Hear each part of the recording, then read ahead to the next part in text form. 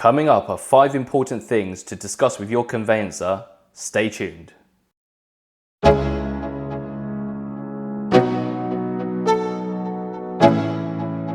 5. Agree on the searches your conveyancer will recommend having done. The list should include water, environmental, chancel, and planning searches. If you want me to do another video to explain the different types of searches, then give this a like, and once it hits 1,000 likes, I'll get one sorted for you.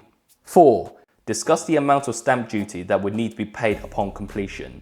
The duty that is payable will be calculated differently for first-time buyers, home movers, which part of the UK the property is in, and the value of the house will determine the tier of stamp duty that is due.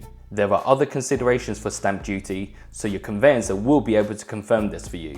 3. The timeline for each transaction to purchase will vary, however you should get a rough timeline from your conveyancer.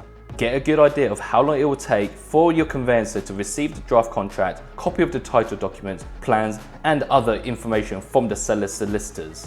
Once they have the information, then how long will they need to review this, investigate the title, and raise any matters that need looking into, and when satisfied, will report into you. Next, please support the channel and get notified of more great videos by knocking on the like and subscribe button. Go on, it'll help a lot. 2. Make sure you have shared the estate agent and the mortgage broker's contact details, as your conveyancer is the main quarterback during this transaction.